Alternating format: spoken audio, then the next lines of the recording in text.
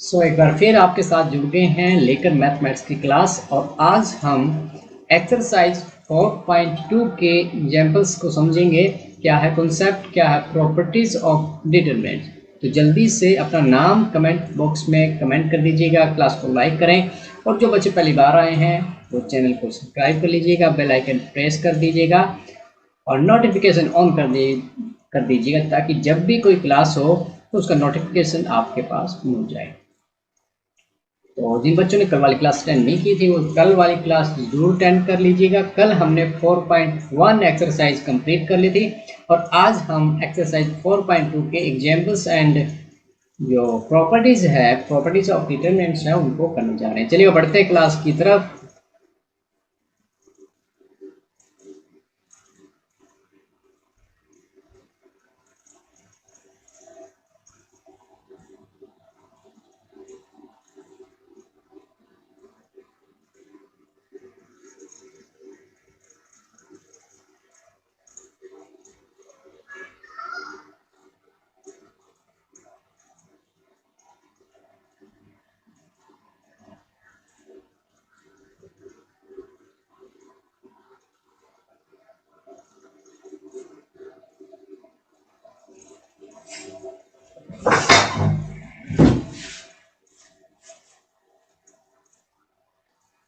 So the properties of determinants. Property number first, the value of the determinant remains unchanged if its row and columns are interchanged. यदि किसी भी determinants में row and column को interchange कर दिया जाए तो जो वैल्यू आती है आपकी डिटरमिनेंट की वो अनचेंज रहती है, उसमें कोई चेंज नहीं आता है। क्या कहना चाहता है, मान लीजिएगा आपके पास एक यहाँ पर सपोज कीजिएगा ये आपके पास गिवन है एक determinant A11 A12 A21 and A22। Okay, ये इसकी आपने अगर वैल्यू निकाली, okay, the value of this determinant. और अब आपने क्या किया, अब आपने इनके रो को आपने कॉलम में चेंज कर दिया है। चलिए क्या करते हैं, तो इसके रो को आपने कॉलम में चेंज करना, that is what, that is the transpose, क्योंकि हमने मैट्रिक्स में ट्रांसपोज पढ़ा था। अब यहाँ पर आपका जो कॉलम फर्स्ट है उस कॉलम फर्स्ट को मैंने बना दिया है R1 एंड कॉलम 2 है आपके पास A1 2 A2। ओके, तो यहाँ पर हमने क्या किया बच्चों, यहाँ पर हमने रो एंड कॉलम को चेंज कर दिया है, इंटरचेंज कर दिया है। तो एक्चुअली में देखा जाए तो ये ट्रांसपोज था, चैप्टर नंबर 3 में हमने सीखा था ट्रांसपोज ऑफ मैट्रिक्स। अब जो यहाँ पर जो भी वैल्यू आएगी ना, मान लेते हैं इस डिटरमिनेंट वैल्यू डेल्टा के द्वारा, ट्रायंगल के द्वारा हम शो करें डेल्टा, तो ये जो वैल्यू आएगी और ये जो वैल्यू आएगी both value will B same. अगर इसी को हम हल करें यहाँ पर तो देखिए इसकी वैल्यू क्या आ रही है आपके पास, इसकी वैल्यू यहाँ पर आ रही है आपके पास A11 A12 माइनस में A12 A21। Okay, and again here हम देखते हैं, यहाँ चेक करते हैं यहाँ पर क्या वैल्यू आई है, A11 A22, सॉरी यहाँ पर A11 की मल्टीप्लाई A22 से कर लेते,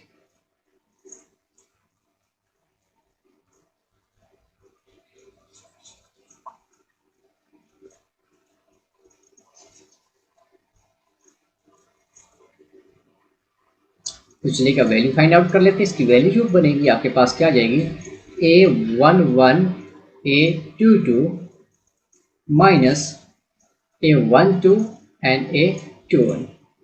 okay, and now here value of this one A11 into A22 minus A21 A 1 2। Okay, तो यहाँ पर हम देखते हैं कि जो वैल्यूज यहाँ पर क्या आ रही है, यहाँ पर वैल्यूज आर सेम।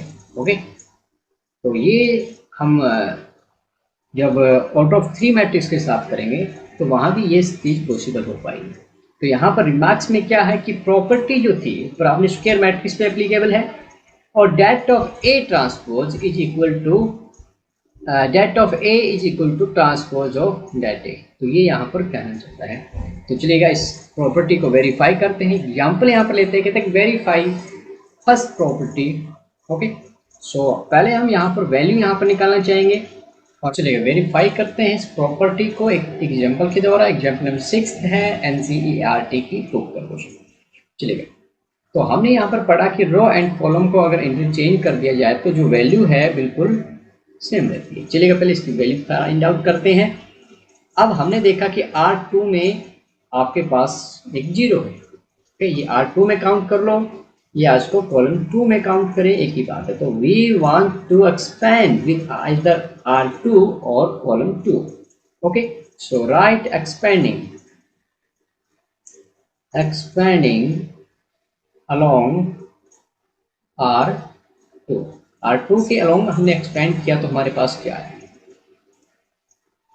देखिए यहां पर साइन क्या लेना है, पॉजिटिव नेगेटिव पॉजिटिव। ओके, क्या होता है साइन का कि -1 की power I plus j। Okay, so यहाँ प्लेस क्या है इसका प्लेस क्या है 6 का प्लेस है A21 दैट इज 6, यानी साइन क्या बन जाएगा -1 की power 2 plus 1 that is -1। Okay, so अगर आप कैलकुलेशन नहीं करना चाहते तो सिंपली आप याद रखें positive negative positive, positive negative positive. Okay, तो सेम वे यहाँ पर पॉजिटिव से नेगेटिव आ गया तो -6। ओके, -6 आ जाएगा। अब ये कॉलम 1 डिलीट हो गया, R2 डिलीट हो गई है, तो हमारे पास क्या बच गया, हमारे पास बच गया है -3 5 एंड -7। ओके, फिर हम साइन लगाएंगे प्लस का और यहाँ पर है 0, तो इसमें जो भी वैल्यू आपके रहने वाली है डिलीट करने के बाद 0 होना है, तो simply we write like this. Then again see negative positive, then again negative with sign 4। Okay, 4 के साथ एक्सपेंड करेंगे, R2 डिलीट हो गया, कॉलम 2 डिलीट हो गया, तो हमारे पास क्या रह गया 2 -3 1 and 5। okay, so on solving we have the values -6, okay, and this value is 21 -25। okay, then -4, this one is the 10 minus or minus plus 3। okay, that's equal to -4 and multiply by -6 74 minus 13 minus का 52, that's equal to -28। Okay, now property 1 क्या कहती है कि आपने row and column को change कर देना है। चलेगा, इस डिटरमिनेंट के रो और कॉलम को हम चेंज कर देते हैं, interchanging. Okay, after interchanging we have 2 6 1। हमने क्या किया, कॉलम 1 को R1 बना दिया है। सिमिलरली कॉलम 2 को हम -3 0 5 then 5 4 and -7। Okay, so now अब हम क्या करेंगे, अब इसकी वैल्यू फाइंड आउट कर लेते हैं, एक्सपेंड करते हैं। इसको एक्सपेंड करना है तो 0 यहाँ पर है, फिर से एक्सपेंड कर लेते हैं R2 के द्वारा। एक्सपेंडिंग अलोंग R2 है पॉजिटिव नेगेटिव, और नेगेटिव है और पहले से साइन नेगेटिव है और नेगेटिव इसके साथ है। तो अब कॉलम 1 डिलीट हो गया, R2 डिलीट हो गए, तो हम लिखेंगे 6 1 4 -7। ओके, देन 0 नेगेटिव पॉजिटिव आएगा, पॉजिटिव 0 तो 0 है तो लिखने की जरूरत नहीं है। बढ़ते हैं, निगेटिव पॉजिटिव नेगेटिव 5 आ गया। ओके, अब 5 के अलोंग एक्सपेंड करेंगे, ये R2 डिलीट होगी, कॉलम 3 डिलीट हो गया, तो हमारे पास क्या बच गया 2 6 5 4। Okay, so what is the value now? On solving we have that's equal to positive 3 and this one is minus 42 and minus 4 minus 5 8 minus 30। चलिए सॉल्व करते हैं। सॉल्व करने पर हमारे पास क्या आया 46। ओके, 46 की मल्टीप्लाई करेंगे 3 से तो माइनस का 138 आएगा। ओके, तो 8 माइनस 22 माइनस का और प्लस करेंगे तो 22 पंजा 110, दैट्स इक्वल टू -28। तो यहाँ से हमने क्या रिजल्ट निकाला है कि ये -28 है, ये -28 है। Determinant value remain same after interchanging row into column. Okay, so this is by this method we verify the property number first। चलेंगे, बढ़ते हैं प्रॉपर्टी नंबर सेकंड की तरफ। प्रॉपर्टी नंबर सेकंड कहता है इफ एनी टू रोज और column of a determinant are interchange then the sign of determinant change. देखिए यहाँ पर क्या कह रहा है कि आपने या तो कोई दो रो अथवा कॉलम को इंटरचेंज कर देना है, तो जो डिटरमिनेंट की जो साइन है वो चेंज हो जाता है। लास्ट प्रॉपर्टी, फर्स्ट प्रॉपर्टी में हमने क्या किया था, सभी रोज को कॉलम में चेंज कर दिया था, लेकिन यहाँ पर हम क्या कर रहे हैं, एनी टू रो को हम चेंज कर रहे हैं, तो यहाँ पर डिटरमिनेंट के साइन में चेंज आ रहा है। ओके, तो क्या कहना चाहता है यहाँ पर, ये कहना चाहता है कि आपने क्या किया, मान लेते आपने rith रो को jth रो में इंटरचेंज कर दिया, तो क्या होगा कि जो डिटरमिनेंट की जो वैल्यू है ना वो माइनस ऑफ डिटरमिनेंट हो जाएगी।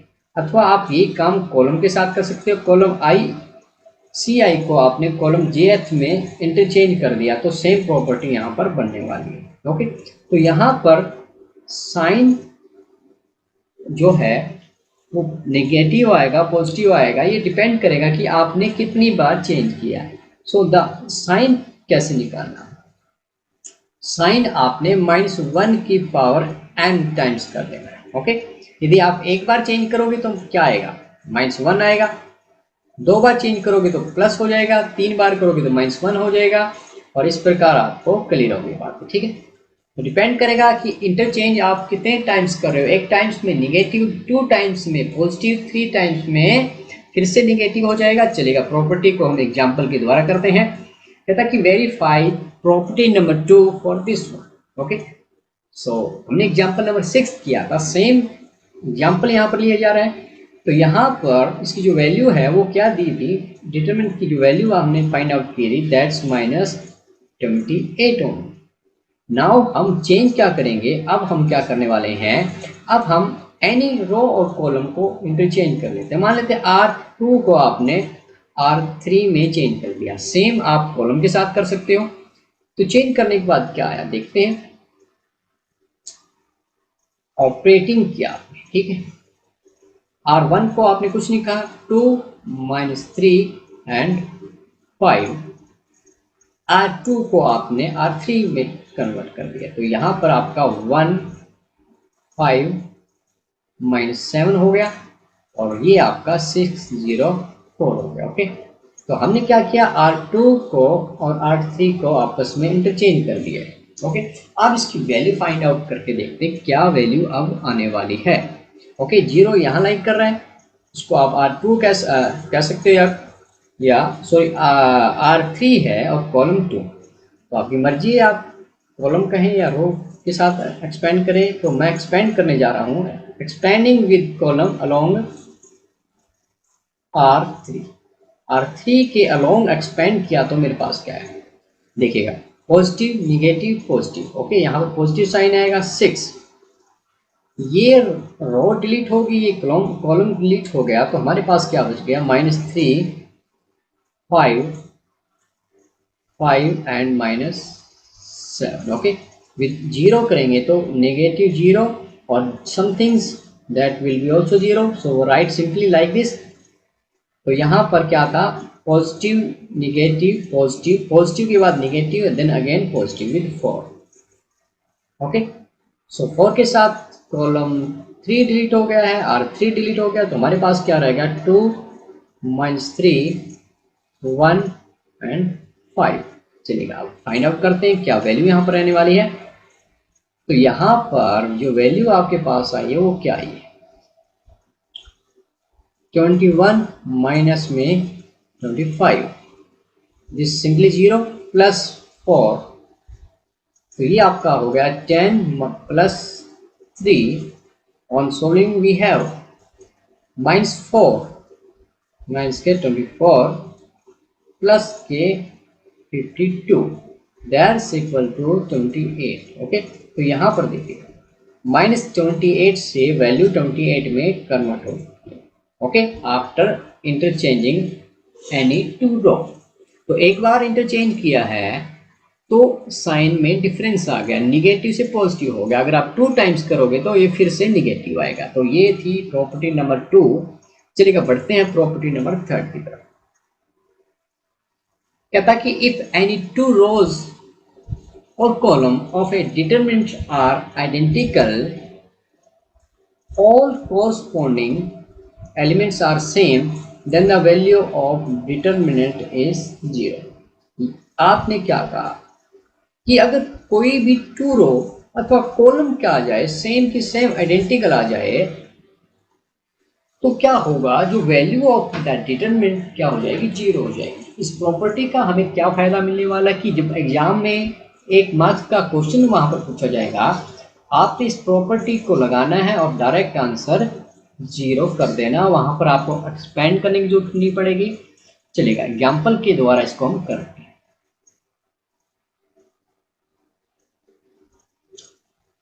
तो चलेगा इसकी वैल्यू हम फाइंड आउट करते हैं और पता लगाते हैं कि यहाँ पर देखिए, यहाँ पर R1 और R3 की बात की जाए तो R1 and R3 are identical.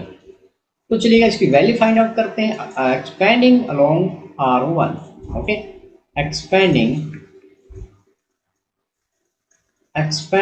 Along R1, तो क्या है हमारे पास 3, that's value 3 sign positive, deleting column 1 and R1 we have the 2 3 2 3, then with 2 minus आ जाएगा, 2 लगाएंगे and we have after deleting row 1 and column 2 2 3 3 3, okay, then put sign positive with 3, deleting column 3 R1 we have 2 2 3 2।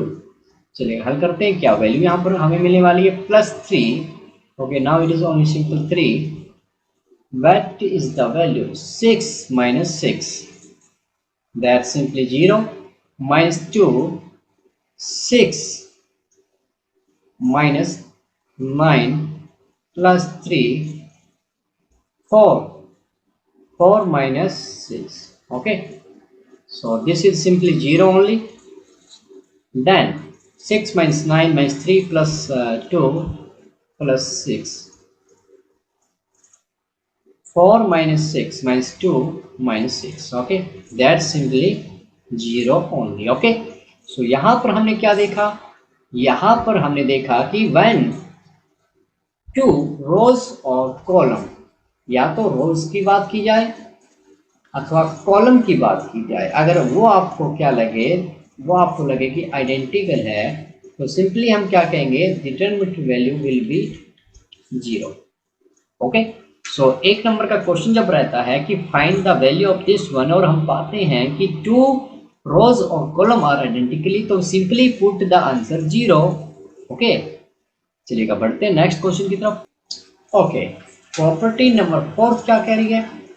If each element of रो और column of a determinant is multiplied by as constant k, then its value gets multiplied by k। आपने क्या किया, किसी रो के प्रत्येक element को एक multiply कर दिया आपने किसी भी स्केलर या कांस्टेंट के से, तो जो वैल्यू जो डिटरमिनेंट की आने वाली थी वो क्या हो जाती है, वो के टाइम्स हो जाएगी, यानी के से मल्टीप्लाई हो जाएगी। चलिए एग्जांपल देखते हैं। यहाँ पर क्या कहना चाहता है आपको, मान लीजिएगा आपके पास एक डिटरमिनेंट है, ठीक है, that's equal to A11 A12 A22 and A21 and this one is the A22। Okay, आपने क्या किया, आपने इस एलिमेंट ऑफ रो और column of a determinant is multiply by any constant के। आपने इसके कॉलम अथवा रो को, किसी भी रो या कॉलम को आपने मल्टीप्लाई कर दिया के से, तो क्या होगा, मल्टीप्लाई बाय के, देन वी हैव के के। ओके, और हमारे पास जो वैल्यू आई है वो क्या आई है, वो वैल्यू हमारे पास आ चुकी है के A11 के A12 and A21 A2। Okay, तो जब आपने एक रो को मल्टीप्लाई कर दिया है किसी के से, तो जो वैल्यू आएगी ना वो क्या हो जाएगी, दैट गेट्स मल्टीप्लाई बाय के।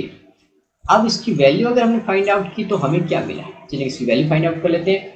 इस डिटरमिनेंट की वैल्यू जो आई है वो क्या आई है, A11 इंटू में A22 minus A12 and A21। Okay, and here यहाँ पर वैल्यू क्या आएगी, यहाँ पर वैल्यू हम चेक करते हैं तो यहाँ पर वैल्यू देखिए क्या आएगी, के टाइम्स A11 A22 माइनस के A12 इंटू में A21। ओके, सिंपल है, अभी इसकी मल्टीप्लाई में से आपने इसको माइनस कर दिया, तो यहाँ से हम क्या कर सकते हैं, के हमने कॉमन लिया, के कॉमन लिया तो हमारे पास क्या रहेगा, A11 A22 minus A12 and A21।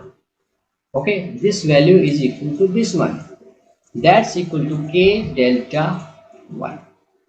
Okay, तो यहां से हमने देखा कि k से जब किसी रो को हमने मल्टीप्लाई की तो जो वैल्यू थी डिटरमिनेंट की वो k टाइम्स हो गई है। इसलिए तो इस प्रॉपर्टी का हमें क्या फायदा होने वाला, देखिएगा यहां से हमें एक बात तो पता चली कि हम के यानी किसी फैक्टर को अगर हमने कॉमन लेना होगा तो हम वहां पर कॉमन ले पाएंगे। फॉर एग्जांपल मान लीजिएगा ये आपके पास गिवन है 42 48 6 एंड 7। ओके, तो यहाँ पर आपने ये गिवन है। ओके, तो यहाँ पर R1 में से हम क्या कॉमन ले सकते हैं, 6 को यहाँ पर कॉमन लिया जा सकता है, तो इसको हम क्या लिख पाएंगे, 6 7 जा 6 8 जा 6 7। ओके, इस प्रकार ये प्रॉपर्टी हमारी मदद करने वाली है कॉमन लेने में। हम कॉमन ले पाएंगे जहाँ भी हमें कॉमन की संभावनाएं दिखी, वो चाहे रो में है या कॉलम में, जहाँ भी संभावना होगी वहाँ पर हम कॉमन ले पाएंगे। ओके, तो ये इसकी एप्लीकेशन रहेगी इस प्रॉपर्टी की। चलिएगा बढ़ते हैं एग्जाम्पल की तरफ। कहता है कि evaluate the value of this. तो यहाँ पर इस प्रॉपर्टी की मदद से हम इस क्वेश्चन को हल करने जा रहे हैं। ओके, ये देखिए 17 के किसके टेबल में 17 छिका और 17 छिका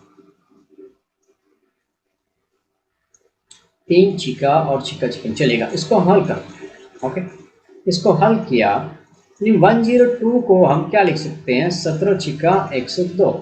18 को क्या लिखा जा सकता है, 3 इंटू में 6, और 36 को 6 इंटू में 6। Okay, we have now 1 3 4 17 3 and 6। Okay, अभी जो प्रॉपर्टी हमने ली थी उस प्रॉपर्टी की मदद से हम 6 को अगर कॉमन लें, 6 को कॉमन लें तो जो वैल्यू होगी डिटरमिनेंट की वो क्या हो जाएगी, 6 टाइम मल्टीप्लाइड हो जाएगी। ओके, यहां पर प्रॉपर्टी क्या कहती है कि आपने एक रो को 6 से मल्टीप्लाई किया तो जो वैल्यू है वो क्या हो जाती है, 6 टाइम हो जाती है। तो इसलिए 6 को यहाँ पर कॉमन लिया जा सकता है, और कॉमन लेने के बाद जो हमारे पास है वो क्या है, 17 3 6 1 3 4 and 17 3 6। ओके, नाउ अगर आप ध्यान से देखें R1 and R3 are identical. Okay, R1 and R3 are identical. अब ये आइडेंटिकल है तो हमने प्रॉपर्टी पढ़ी थी कि 2 रोज और column are identical then the determinant value will be 0। तो 6 इंटू में 0 दैट्स इक्वल टू 0, तो इसकी वैल्यू देखिएगा 0 आ गई। ये सिंपल, ये आसान कब हुआ, जब हमने इसके अंदर दो प्रॉपर्टी लगाई। एक प्रॉपर्टी हमने लगाई है कॉमन लेकर, और दूसरी हमने आइडेंटिकल प्रॉपर्टी लगाई है जिससे वैल्यू डिटरमिनेंट की 0 आती है। अगर इन दोनों प्रॉपर्टी को हटाकर इस क्वेश्चन को हल करना हो तो काफी लेंथी हो जाता है, एक्सपेंड करना अलोंग एनी रो और कॉलम, और कैलकुलेशन भी बढ़ जाती है। तो इस प्रकार ये प्रॉपर्टी हमारी मदद करने वाली है क्वेश्चनों को हल करने में। चलिए बढ़ते हैं नेक्स्ट प्रॉपर्टी की तरफ। ओके, प्रॉपर्टी नंबर 5 क्या कह रही है, इफ सम और ऑल एलिमेंट्स ऑफ ए रो और column of a determinant are expressed as sum of 2 or more terms, then that determinant can be expressed as sum of 2 or more determinants। यानी यहाँ पर किसी रो या कॉलम के ऑल एलिमेंट्स या सम elements को आपने क्या कर दिया है, एक्सप्रेस कर दिया है एज सम ऑफ 2 और मोर टर्म्स। यानी जैसे 5 है, 5 को आप 3 + 2 कर सकते हो। ओके, तो 3 + 2 आपने किया है तो ये हमने 5 को एक्सप्रेस कर दिया। इसी प्रकार अगर मैट्रिक्स या डिटरमिनेंट को हम एक्सप्रेस कर पाए तो जो वैल्यू होगी वो भी उनकी क्या होगी, सम ऑफ 2 और मोर डिटरमिनेंट के इक्वल हो जाएगी। ठीक है, कैसे, क्या हुआ कि आपके पास एक डिटरमिनेंट है, okay, that's equal to A11 plus में लैम्डा 1 बनेगा। Okay, the second one is the A12 plus में लैम्डा 2। ओके, और सिंपली हम यहाँ लिख लेते हैं A21 एंड A22। ओके, तो हमने यहाँ पर क्या देखा, हम देख रहे हैं कि R2 की जो एलिमेंट्स है इसको हमने 2 के सम के रूप में लिखा, एक्सप्रेस किया है द सम ऑफ 2 और मोर टर्म्स, 2 टर्म्स के रूप में यहाँ पर हमने एक्सप्रेस कर लिया। तो इस डिटरमिनेंट की वैल्यू जो होगी वो किसके इक्वल आएगी, वो आ जाएगी आपके पास A11 A21 A12 A22 plus में, प्लस क्या करेंगे, lambda 1 A21 lambda 2 A22 at the sum of 2 determinants. Okay, simple है। चलेगा, एक एग्जांपल हम करेंगे तो हमें बातें और क्लियर हो जाएगी। और एग्जांपल नंबर 10 है यहाँ पर, show that the value of this one is equal to 0। अब यहाँ पर अगर इसको एक्सपेंड करके सॉल्व करें तो that will be difficult and हमारा टाइम भी ज़्यादा यहाँ पर लगने वाला है। तो यहाँ पर हम जितनी प्रॉपर्टीज़ हम लगा सकते हैं उन प्रॉपर्टीज़ को यहाँ पर हम लगाने की कोशिश करते हैं। ठीक है, नंबर 1 देखिए, एट द सम ऑफ, यहाँ पर शो हो रहा है तो इस सम को पहले हम एक्सप्रेस करेंगे एज 2 डिटरमिनेंट के रूप में। तो यहाँ पर पहले इसी काम को कर लेते हैं। This value is equal to ABC। Okay, और यहाँ से ABC हमने ले लिया, ABC and then we have x y z plus plus क्या कहेंगे ए बी सी। अब क्योंकि यहाँ पर इस पूरे R2 को एक्सप्रेस किया हुआ है द टू टर्म्स के रूप में, ओके, तो फर्स्ट टर्म हमने यहाँ पर ए बी सी ली है और अब यहाँ पर क्या लेंगे 2x 2y एंड 2z। तो यहाँ पर आपके पास क्या आ गया x y z आ चुका है। ओके, सो प्रॉपर्टी हमने अप्लाई की है। अभी जो लास्ट प्रॉपर्टी हमने पढ़ी थी, अब यहाँ पर एक प्रॉपर्टी और लगा सकते हैं। क्या 2 को यहाँ पर कॉमन लिया जा सकता है? Yes, we can take the common, so we can write A B C. वैसे तो इसकी वैल्यू 0 हो रही है, ए बी सी 2 आइडेंटिकल रो यहाँ पर आ चुकी है, तो एक साथ इनको मैं 0 बनाना चाहता हूँ। A B C, so we taken 2 common from here, so we have x y z x y z. Okay, तो यहाँ पर हम क्या करेंगे, देखिएगा यहाँ पर R1 एंड R2 और यहाँ पर देखिएगा R2 and R3 are identical rows. Okay, जब आइडेंटिकल रो होती है तो हम क्या कहेंगे, जो वैल्यू आएगी, वैल्यू क्या आएगी 0 आ जाएगी, तो इसकी वैल्यू 0 आ जाएगी, प्लस में 2 इंटू 0 करेंगे दैट विल बी 0, तो इसकी वैल्यू क्या आ गई 0 आ गई। यही हमने शो करना था, बड़े सिंपल। देखिए इसको अगर हम विदाउट प्रॉपर्टीज हल करते हैं तो ये टाइम भी कंज्यूम होता, लेकिन अब कितना काम आसान हो गया। अगर आपको प्रॉपर्टीज याद है, बड़ी सिंपल प्रॉपर्टीज यहाँ पर कर रहे हैं, तो क्वेश्चन हमारा सिंपल हो रहा है। ओके, नाउ एग्जाम्पल नंबर 11 की तरफ मूव करते हैं। कहते हैं कि prove that this value is equal to a cube. Okay, अगर इसको एक्सपेंड करना शुरू करें A1 से, काफ़ी लेंथी होएगा, इसको डिलीट करेंगे, इसे मल्टीप्लाई करना, then along this. Okay, so properties अगर यहाँ पर लगाई जाए तो क्वेश्चन बड़ा आसान यहाँ पर हो सकता है। देखिएगा, ये आप देखें यहाँ से हमें पता चल रहा है कि ये जो R, ये आपकी R1 है, ये आपकी R2 है, ये आपकी R3। ओके, तो यहाँ से ये R1 क्या है, R2 इसकी डबल है और R3 इसकी 3 टाइम्स है। तो चलिएगा इन्हीं ऑपरेशन को हम यहाँ पर लगाते हैं। क्या किया मैंने R2 को चेंज कर दिया है किस में भाई, R1 के 2 टाइम्स, ट्वाइस में से R2 को माइनस कर दिया। एक प्रॉपर्टी में ये लगाने जा रहा हूँ। एंड सेकेंड प्रॉपर्टी क्या है कि मैंने R3 को चेंज कर दिया है किस में भाई, 3 times of R1। Okay, minus R3। ऐसा मैं क्यों कर रहा हूँ, क्योंकि मैं चाहता हूँ यहाँ पर इस कॉलम में 0 0 लेकर मैं आ सकता हूँ, बड़ा आसान है। और जब 0 0 आ जाएंगे तो काफ़ी आसान हो जाएगा हमारे लिए हल करना। चलेगा, तो ये स्टेप यहाँ पर हम अप्लाई कर देते हैं। तो हमारे पास क्या है, ओके, R1 को कुछ नहीं कहना है, तो हमारे पास क्या आ गया, a plus b, okay, and a plus b plus c. Okay, R1 को कोई चेंज नहीं है। अब यहाँ पर चेंज क्या चेंज है, इसके डबल में से आपने ये घटाना, तो a के डबल में से ये, इसके डबल में से ये गया तो आपके पास 0 हो जाएगा। 2a और 2b है, 2a में से 3a जाएगा तो हमारे पास क्या आएगा, माइनस का a आएगा।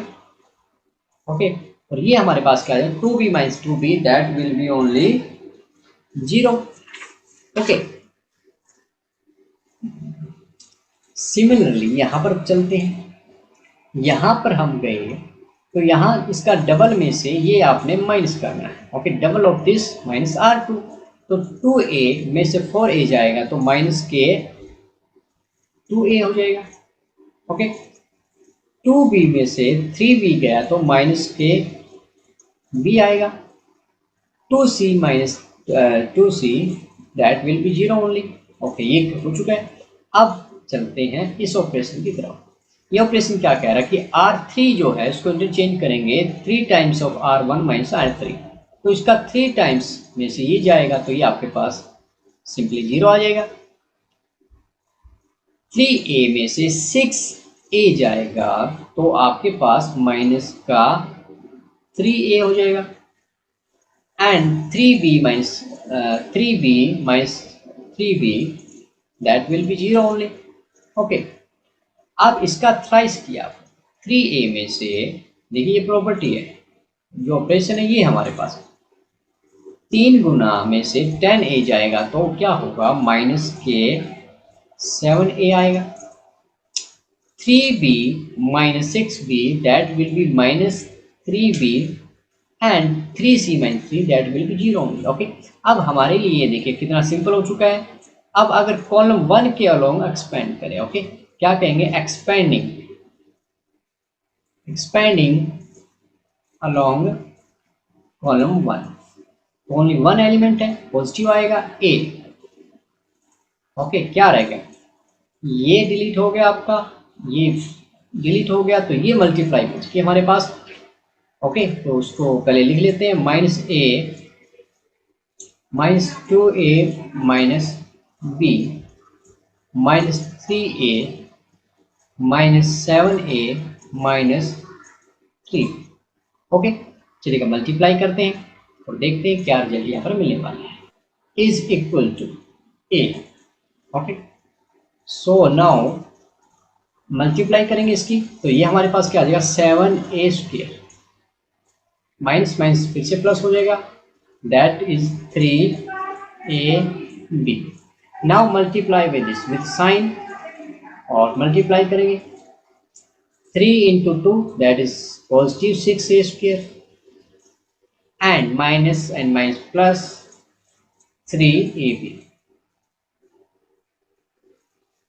Okay, that's equal to what, a 7a square plus 3ab minus 6a square minus 3ab. Okay, so this we are cancelling now. On cancelling this with this, and this is left a into May only 7 minus 6, that is a square is equal to a cube. Okay, see this is the a cube only. So this was the class now, and we will continue with more example tomorrow, and some more question are there, and then the exercise. Okay, अब exercise आपके सामने है, अगर आप करना चाहो तो you can do question 1 to 6 question यहाँ पर आप कर सकते हो, बड़े सिंपल है. 7 तक आप कर सकते हो, अप टू 7 क्वेश्चन आपने ट्राई करने हैं. कल और एग्जाम्पल करेंगे और फिर हम एक्सरसाइज की तरफ बढ़ेंगे. तो आज के लिए इतना ही. आज की क्लास आपको कैसी लगी हमें ज़रूर बताएं और शेयर करें अपने दोस्तों के साथ. पीडीएफ फाइल के जो वेट करें उनको बताना चाहूँगा, जैसे ही चैप्टर कंप्लीट होगा पीडीएफ फाइल आपके साथ शेयर कर दी जाएगी. Thank you.